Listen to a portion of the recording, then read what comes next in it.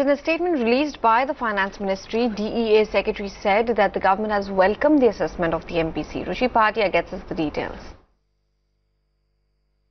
Well, it's important to know that Finance Ministry's statement says nothing about the current impending issue of liquidity that is there between the government and the RBI, and this is coming in right ahead of the December 14th meeting between the two as well. But having said that, the government has taken note of the MPC decisions, and they believe that perhaps it was needed that there would be some sort of a calibration that the RBI itself does in their estimates, and which is exactly what has happened in monetary policy meeting as well. While the RBI has retained the GDP forecast at about 7.4% for this year, they've gone ahead and significantly slashed the inflation projections that they had said at the beginning of the year, and which is something that the government is taking note of, and they believe that this is of course a step in right direction. They've been saying that the RBI has been undershooting their target for a very long time, and finally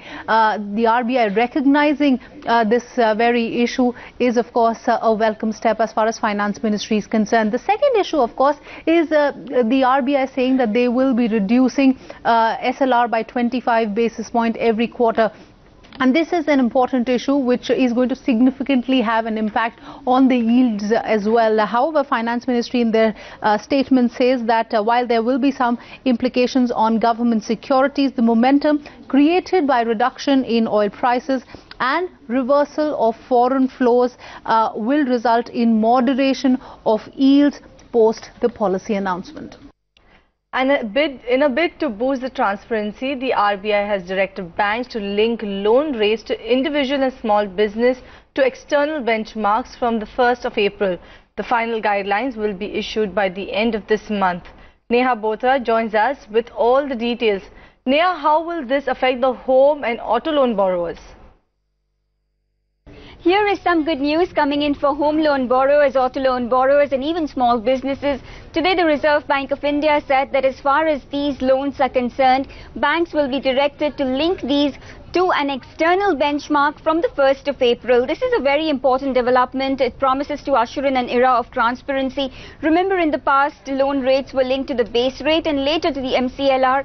And all through, we have seen customers complain about lack of transparency. In fact, the Reserve Bank of India has time and again reiterated that banks have been very slow as far as transmitting these rate cards to customers is concerned. And thereby, today, the Reserve Bank of India has said that now banks from the 1st of April will have to ensure that they link all retail loan rates, small business loan rates to external benchmarks. The final guidelines will be notified by the end of December, but the external benchmarks that we are talking about refer to the repo rate. It could also be linked to the 91 days or 182 days treasury bill yield by the Government of India.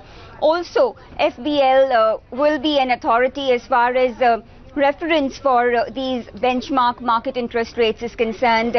This really promises to be very good news for customers because it brings in more transparency, because even though banks will have the freedom and the space to fix spreads, they will have a base rate which is not going to be opaque. They will have to follow an external benchmark which will be well known to customers, and any addition that they do in terms of the spread will be passed on to the customer as the final interest rate, thereby promising to be more transparent. And of course, this is something that will become the norm come 1st of April next year.